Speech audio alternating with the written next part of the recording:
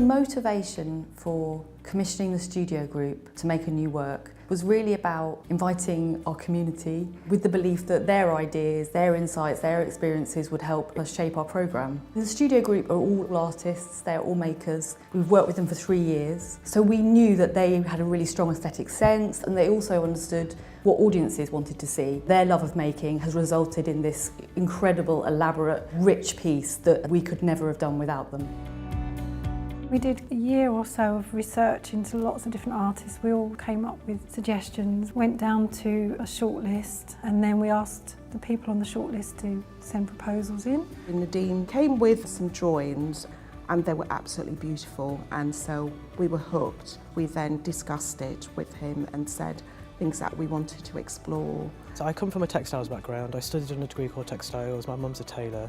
Early on, a lot of the skills that I learned came from her. So there's always been this kind of culture of sharing ideas. So that's what drew me to this project as well. And it was always going to be a two-way conversation. It always had to be this dialogue. These people weren't artist assistants, they were collaborators, they were part of the project. And that's really kind of opened up different avenues for me, I think, in terms of not holding all the reins of control. And because the studio group have also brought their skills into play as well, and that has to be really important. He's putting a lot of trust in the fact that we know what we're doing and that we have some skills, and he's giving us some quite complex things to do. Ultimately, obviously, his name's going to be on the work, but it is more of a collaboration because he's very trusting in asking our advice. It brings together a lot of people that normally wouldn't work together. Our practices are so different. We've all got to know each other pretty well. We all know our strengths and weaknesses. We really do feel that we're working and we are a team, and that this project probably would not have progressed as well without our input as well. I'm quite interested in religious icons and grand narratives, kind of politics, identity. The idea of the Three Graces felt like a continuation of work that I was already doing. As you enter the gallery space, it's this really amazing, quite dynamic double height sort of space, and then also from the mezzanine above. But then also you've got this incredible view as well of the North Sea. From Western mythology, you have the Three Graces, who were the daughters of Zeus. The idea of the Three Graces were later hijacked by the Christian faith and became hope, faith and charity. And these are kind of beneathic qualities that we're supposed to kind of aspire to or imbue within our daily lives.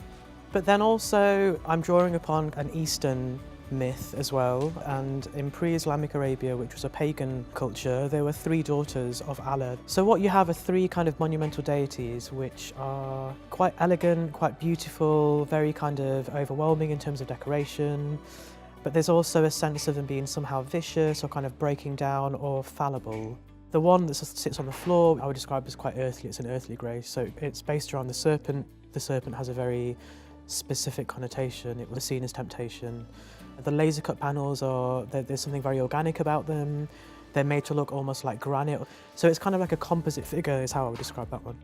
I knew that Nadim wanted something that he could coil around the serpent. We used organza and we used eyelash wool. At the end, we'd made about 49 metres of rope.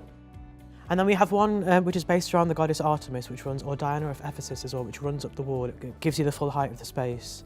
Diana of Ephesus was a deity that was worshipped in Greek times, but also pre-Greek as well. And she had many different kind of breast-like forms, which was seen as quite significant religiously.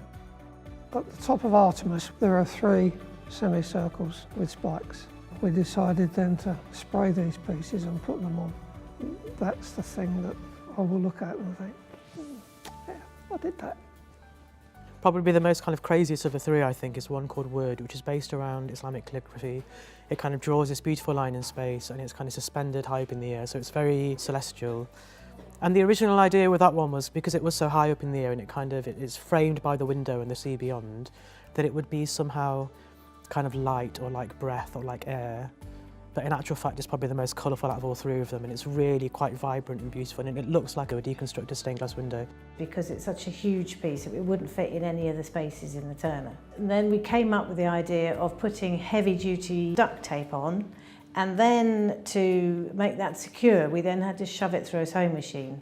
There were about 6 or even maybe 8 people steering the whole thing through the jaws of the sewing machine. It was a big fight, basically, but I think it hasn't fallen to pieces yet, so I think we've probably succeeded in that. And then around that you've got a vine, which is very kind of organic, it's very rich, it looks like something out of Jungle Book, which I'm quite pleased about. And then hanging off that will be 99 crow skulls on these crystal beads. So I'm very happy to kind of draw on all these different elements and to kind of create a sort of syncretic language is how I would describe it, where all these different elements fit together. I think what's really important is a sense of joyfulness and play with the work as well. There is a sense of theatre and drama which needs to happen in that space to kind of hold its own. But also for me, a good artwork should take you somewhere else. I think it should really fire your imagination. And that's essentially what my practice is about, I think, sort of trying to ignite people's imaginations. Certain elements of it I've taken away with me and thought, yeah, I could really work with that in the materials that I've been using. It's the opportunity to work on a project that I would never conceive of. It's so far from my own personal way of thinking, of doing things, and definitely I'll be taking some of the techniques a bit further in my own work. Even the individual things, the work that has gone into each exquisite thing, the different processes, the amount of man hours that's gone into each thing, it's been quite a ride. It's such an achievement to be able to do something like this and actually inspire each other. It's a nice group and I don't want it to end.